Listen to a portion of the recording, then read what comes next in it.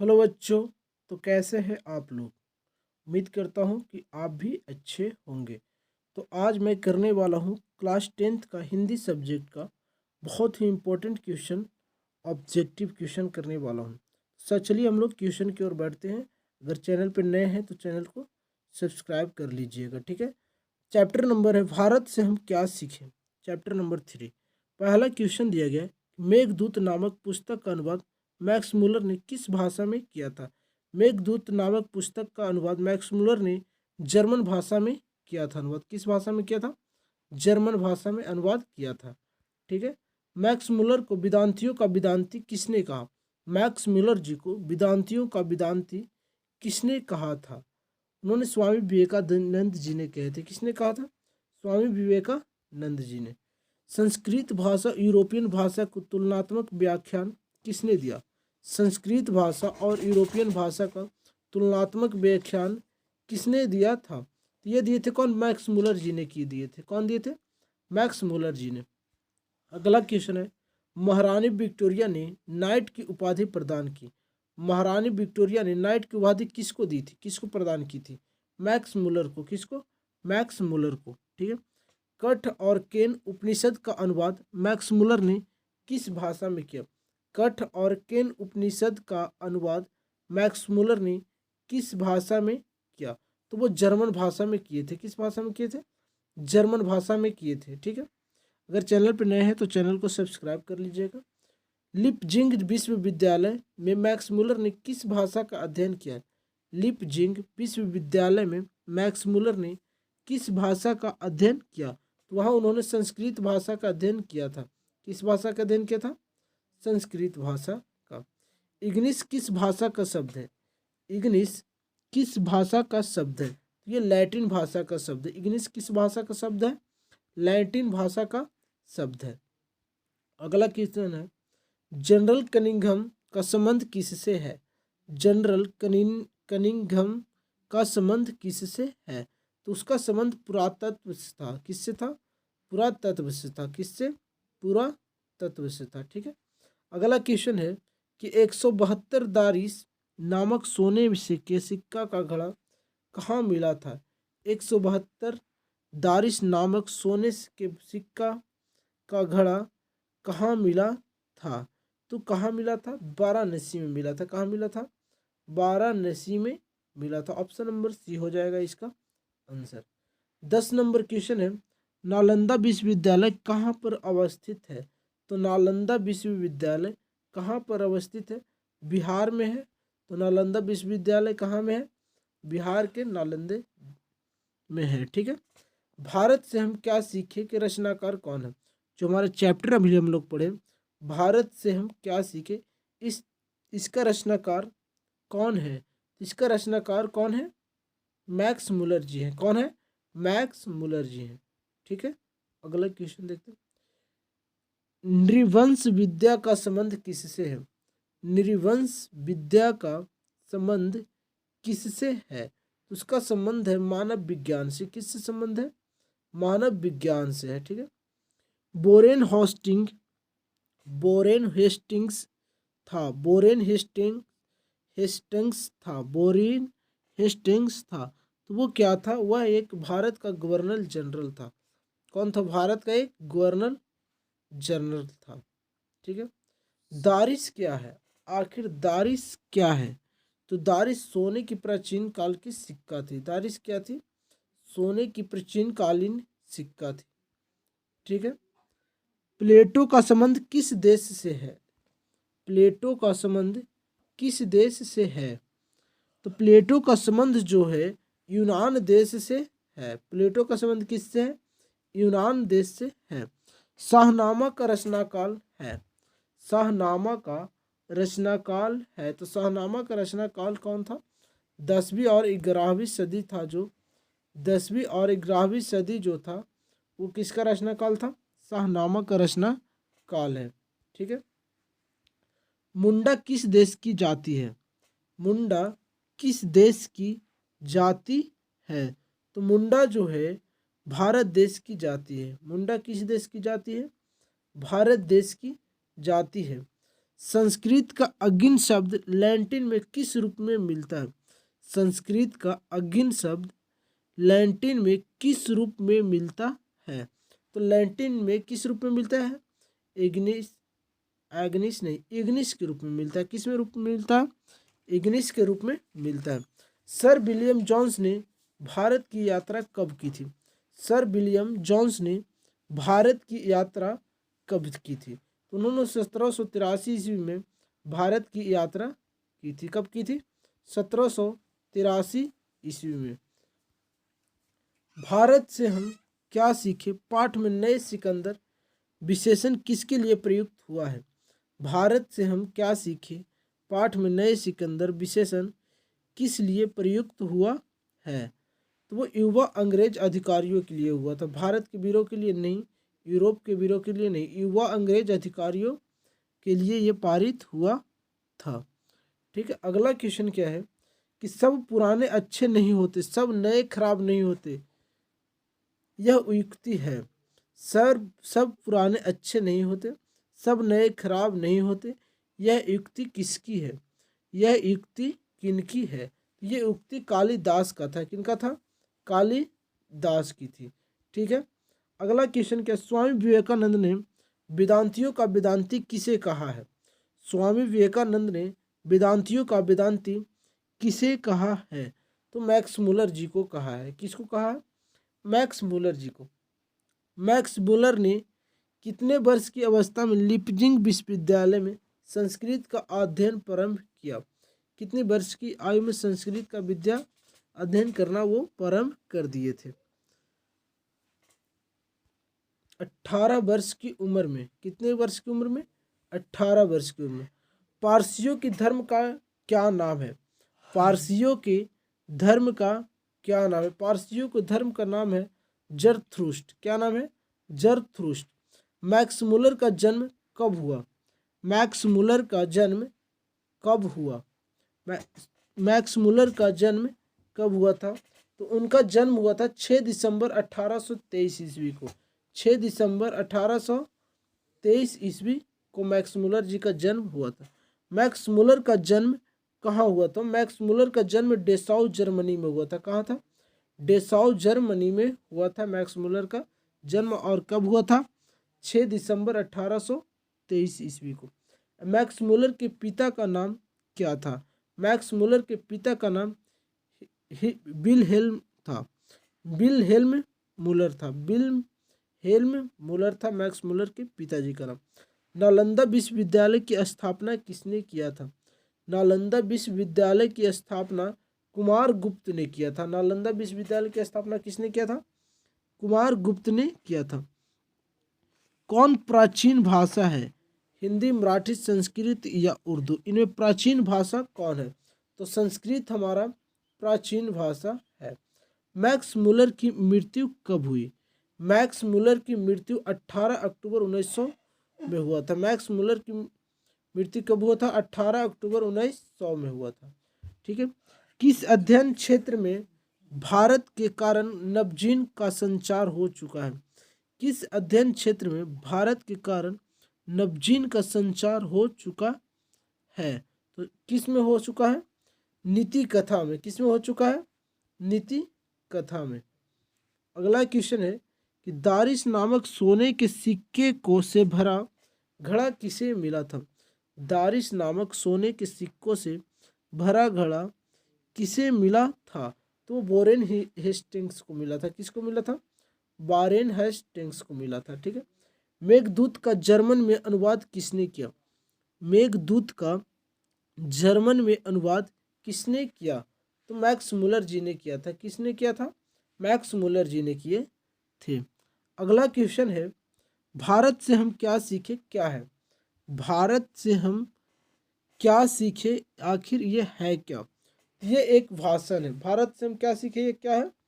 भाषण है।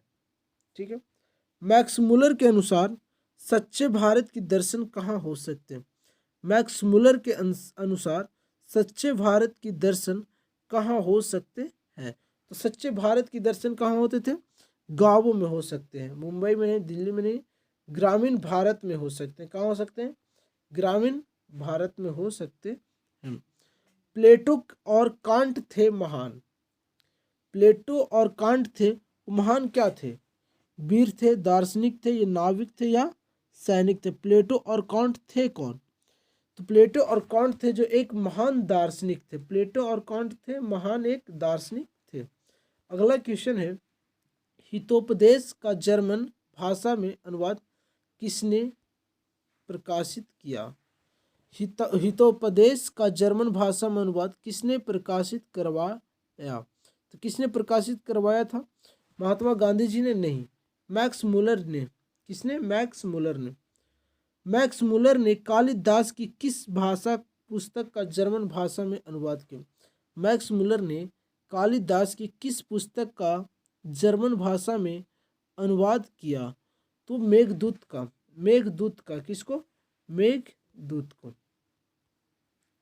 नाखून क्यों बढ़ते? अगला चैप्टर हमारा क्या? चैप्टर नंबर 4 है, नाखून क्यों बढ़ते। ये भी चैप्टर बहुत ही इंपॉर्टेंट है। चलिए आगे देखते हैं। नाखून का इतिहास किस पुस्तक में मिलता है?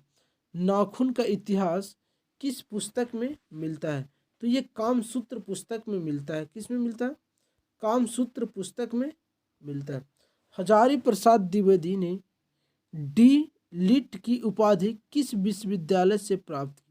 हजारी प्रसाद द्विवेदी ने डी लिट की उपाधि किस विश्वविद्यालय से प्राप्त की? वो लखनऊ की बीवी से। लखनऊ की बीवी से। ठीक है। अगला क्वेश्चन क्या है? कहानी में चंद्रकार त्रिकोण दंतुल वर्तुलाकार आकृति का संबंध मानव के किस अंग से है? मानव के किस अंग से है? तो नख से है। किससे है? नख से। अलवक्त का अर्थ है, अलवक्तक का अर्थ है अलकत्क। अलकत्क का अर्थ है। तो अलकत्क का अर्थ क्या है? आलता है। क्या है? आलता है। द्विवेदी जी को साहित्य अकादमी पुरस्कार किस रचना पर मिला था? द्विवेदी जी को साहित्य अकादमी पुरस्कार किस रचना पर मिला था? तो आलोक पर्व के। किस पे? आलोक पर्व पर। किस पे? आलोक पर्व पर। ठीक है। प्राचीन मानव का प्रमुख अस्त्र शस्त्र था। प्राचीन मानव का प्रमुख अस्त्र शस्त्र था। तो नाखून था। क्या था? नाखून था। आर्यों के पास था। आर्यों के पास था। तो आर्यों के पास क्या था? लोहे का अस्त्र था। ठीक है। घोड़े थे, ये भी था। मिट्टी का कच्ची का घर था। मिट्टी का घर था, ये भी था। इनमें से सभी था। क्या हो जाएगा? इनमें से सभी। सब पुराने अच्छे नहीं होते और सब नए खराब नहीं होते। सब पुराने अच्छे नहीं होते और सब नए खराब नहीं होते, ऐसा किसने कहा था? ऐसा बात किसने कहा था? तो ये कालिदास जी ने कहे थे। किसने कहा था? कालिदास ने कहा था। अगले क्वेश्चन की ओर बढ़ते हैं। नखधर मनुष्य आज किस पर भरोसा कर रहा है? नखधर मनुष्य आज किस पर भरोसा कर रहा है? तो एटम बम पर। किस पे भरोसा कर रहा है वो? एटम बम पर। बंदूक ऐसा पर नहीं, एटम बम पर भरोसा कर रहा है। मनुष्य की मनुष्यता यही है कि वह सबके दुख सुख को सहानुभूति के साथ देखता है। यह तथ्य किसका था? तो यह तथ्य गौतम बुद्ध का था। किसका था? गौतम बुद्ध का था। किनका था? गौतम बुद्ध का था। ठीक है।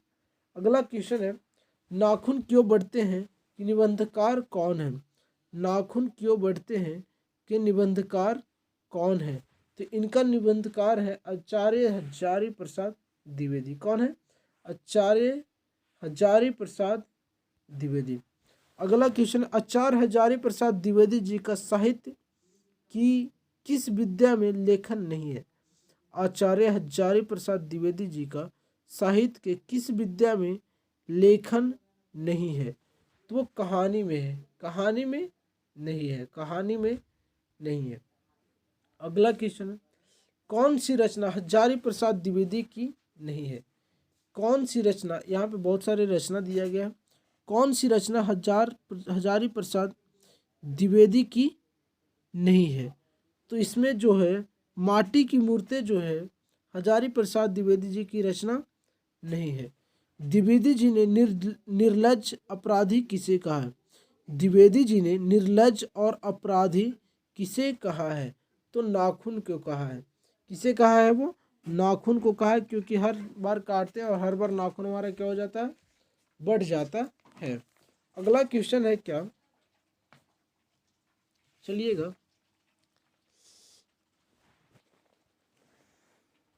कामसूत्र किसकी रचना है? तो कामसूत्र किसकी रचना है? तो ये वात्स्ययन की रचना है। किसकी है? वात्स्ययन की रचना है। अगला क्वेश्चन है, सिक्कत का अर्थ होता है। सिकत्थक का अर्थ होता है। तो सिकत्थक का अर्थ होता है क्या? मोम होता है। सिकत्थक का अर्थ क्या होता है?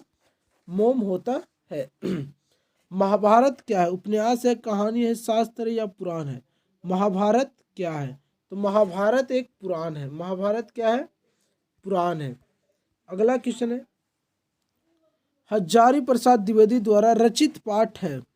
हजारी प्रसाद द्विवेदी द्वारा रचित पाठ क्या है? ये नाखून क्यों बढ़ते हैं, ये हजारी प्रसाद द्विवेदी द्वारा लिखा गया है। ललित निबंध है। ललित निबंध है।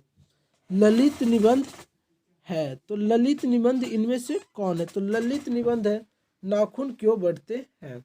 नाखून क्यों बढ़ते हैं। पुराने का मुंह सब समय वांछनीय ही नहीं होता, किस लेखक की पंक्ति है? पुराने का मुंह सब समय वांछनीय ही नहीं होता, किस लेखक की पंक्ति है? तो ये है हजारी प्रसाद द्विवेदी जी का। किनका है? हजारी प्रसाद द्विवेदी जी का। प्राचीन काल में दक्षिण भारत के लोग कैसा नाखून रखते थे? प्राचीन काल में दक्षिण भारत के लोग कैसा नाखून रखते थे? तो वो छोटे छोटे नाखून रखते थे। क्या छोटे छोटे नाखून रखते थे? चलिएगा, ये क्वेश्चन आप लोग हमें जवाब देकर के बताइएगा, छोटे रखते थे या बड़े बड़े रखते थे? कमेंट में बताइएगा हमें, ठीक है। अगले क्वेश्चन की ओर बढ़ते हैं। दधीची की हड्डी से क्या बना था? दधीची की हड्डी से क्या बना था? तो जल्दी बताइएगा आप लोग। तो दधीची की हड्डी से क्या बना था? तो इंद्र का वज्र बना था। क्या बना था? इंद्र का वज्र बना था। महावीर प्रसाद द्विवेदी का जन्म कब हुआ था? महावीर प्रसाद द्विवेदी का जन्म कब हुआ था? तो 1907 ईस्वी में। कब हुआ था? 1907 ईस्वी में हुआ था, ठीक है। हजारी प्रसाद द्विवेदी जी का जन्म कब हुआ? हजारी प्रसाद द्विवेदी जी का जन्म कब हुआ था? 1907 ईस्वी में। कब हुआ था? 1907 ईस्वी में। हजारी प्रसाद द्विवेदी का जन्म कहाँ हुआ? हजारी प्रसाद द्विवेदी जी का जन्म कहाँ हुआ था? ये बलिया के उत्तर प्रदेश में हुआ था। कहाँ हुआ था? बलिया के उत्तर प्रदेश में हुआ था। कौन मनुष्य का आदर्श नहीं बन सकती है? कौन मनुष्य का आदर्श नहीं बन सकती? कौन मनुष्य का आदर्श नहीं बन सकती? बंदरियां। बंदरियां, ठीक है। अगर चैनल पे नए हैं तो चैनल को सब्सक्राइब कर लीजिएगा, और वीडियो पसंद आ रहा होगा तो वीडियो को लाइक जरूर करिएगा, ठीक है। देवताओं का राजा से किन्हें संबोधित किया जाता है? देवताओं का राजा से किन्हें संबोधित किया जाता है? इंद्र को। किन्हें संबोधित किया जाता है? इंद्र को। नख किसका प्रतीक है? नख या नाखून किसका प्रतीक है? तो वो पशुता का एक प्रतीक है। ये हमारी कहानी में बताया गया था कि पशुता का प्रतीक है। पृथ्वीराज रासो किनका संपादन है? पृथ्वीराज रासो किनका संपादन है? तो ये हजारी प्रसाद द्विवेदी जी का है। किनका है? हजारी प्रसाद द्विवेदी जी का है। चलिए कलर चेंज कर लेते हैं थोड़ा। अगला क्वेश्चन क्या है? हजारी प्रसाद द्विवेदी को कब पद्म भूषण की उपाधि से सम्मानित किया गया? हजारी प्रसाद द्विवेदी को कब पद्म भूषण की उपाधि से सम्मानित किया गया था? तो इन्हें 1957 ईस्वी में। कब किया गया था? 1957 ईस्वी में।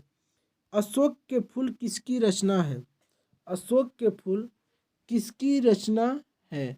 तो अशोक के फूल हजारी प्रसाद द्विवेदी जी का रचना है। हजारी प्रसाद द्विवेदी जी का। अगला क्वेश्चन है, लेखक के अनुसार मनुष्य के नाखून किसके जीवंत प्रतीक है? लेखक के अनुसार मनुष्य के नाखून किसके जीवंत प्रतीक है? किसके जीवंत प्रतीक है? तो वो पाशवी वृत्ति के। किसकी जीवंत प्रतीक है? पाशवी वृत्ति के। 2018 में पूछा गया था फर्स्ट सिटिंग में। हजारी प्रसाद द्विवेदी की मृत्यु कब और कहाँ हुई? हजारी प्रसाद द्विवेदी जी का मृत्यु कब और कहाँ हुई? तो दिल्ली में 1979 ईस्वी में हुआ था। दिल्ली में 1979 ईस्वी में। अगला क्वेश्चन है, सहजात वृत्तियाँ किसे कहते हैं? सहजात वृत्तियाँ किसे कहते हैं? तो सहजात वृत्तियाँ अनजान स्मृतियों को कहते हैं। अनजान स्मृतियों को कहते हैं।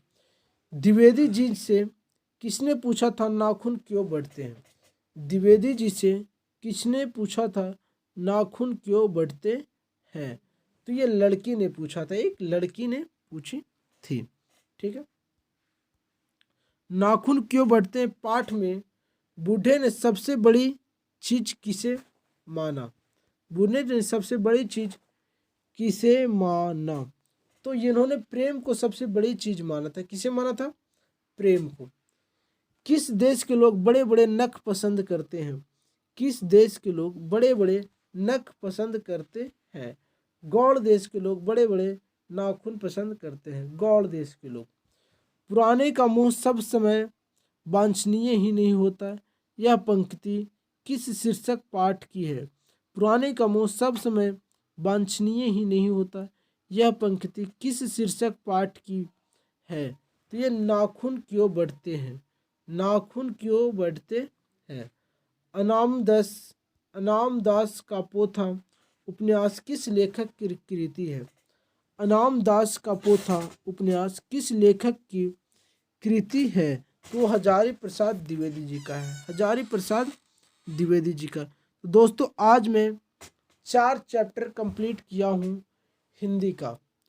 तो इसी तरह से चैनल पे बने रहिए और अगर चैनल पे नए हैं तो चैनल को सब्सक्राइब कर लीजिए, क्योंकि आपकी सपोर्ट की ज़रूरत है। आपको